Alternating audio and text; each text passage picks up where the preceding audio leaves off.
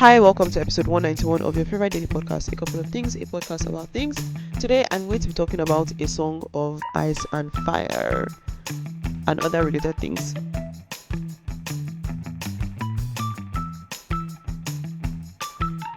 For those who don't know, a song of ice and fire, also known as Asoyaf, ASOIAF, among the fans, is the book series upon which the popular TV show Game of Thrones and now House of Dragons is based on, and still D&D, you guys suck for the end of Game of Thrones.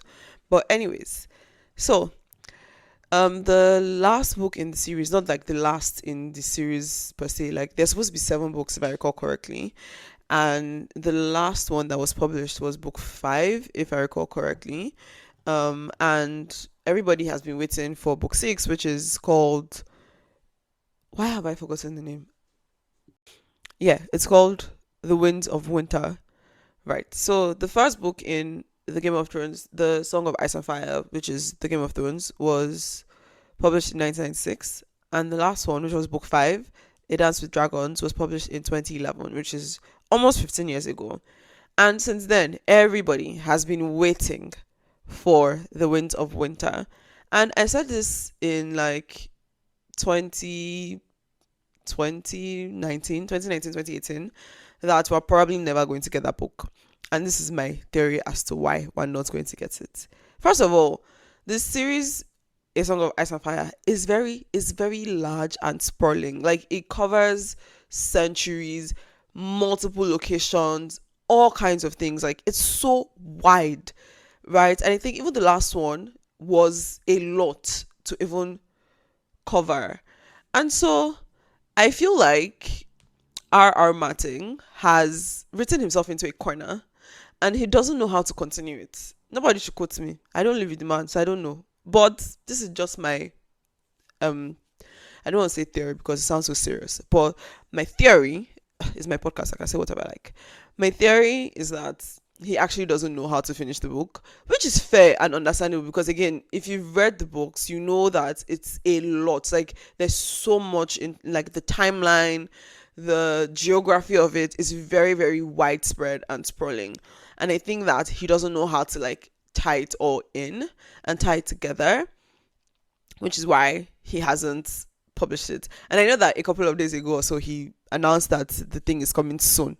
And you guys, he has been saying the book is coming soon since forever. I don't know. I think I will believe it when I see it. Because based on, I mean, it's been almost 15 years since the last book. And this is the longest time in between the book publications. Hi, it's me, reminding you to subscribe and also to send questions so that I have more things to talk about. The link to submit questions is in the show notes. Okay, let's get back into the episode. Another reason why I think we're not getting the book because he's stuck is because of how the TV show went. There's so much expectation and public opinion about what should happen, and people now have like ideas of what the book should be like. And so I think that is also contributing to, again, I want to point out that I'm heavily speculating here. Heavy speculation. I don't know this man, I don't know his life, I don't know what's going on in his mind, but from my outside view, this is what I think.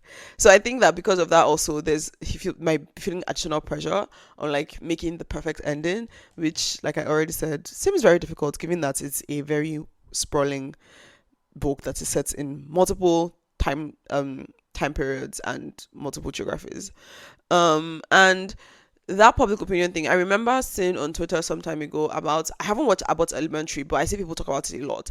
And I remember seeing either an interview with the creator of the show or a tweet about the interview where she was like talking about how she had to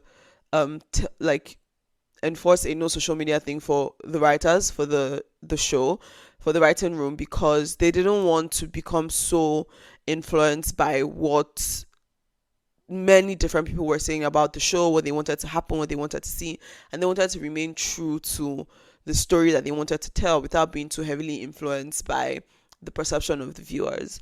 So which makes sense, because like with the way we watch and consume all kinds of things, and whether watching movies, watching TV shows, reading books, those kinds of things, there's so much immediate feedback that artists get, that, or creatives of different kinds actually get, that sometimes you then feel like this pressure of, oh, what can I publish, or what can I say, or what can I do, or how can I create this, or should I, like, there's definitely room for like listening to your audience or whatever, but in creativity I think it gets to a point where you can then become too stifled if you're only always focusing on what the people who are consuming the content are saying or thinking, and it can impact the direction in which what you're creating goes. And I think it's the problem that even people who are like quote unquote Instagram creators and influencers or whatever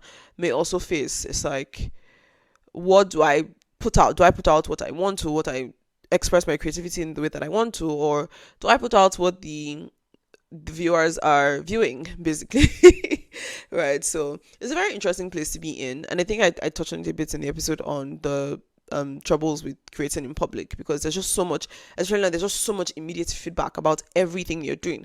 If you share a snippet of something you're working on, there's already so much, and sometimes this feedback can be good, can be helpful, can help you in shaping things properly, but sometimes it can become a distraction, it can become a stumbling block, a fear, it can cause like all kinds of things for you and block your creativity.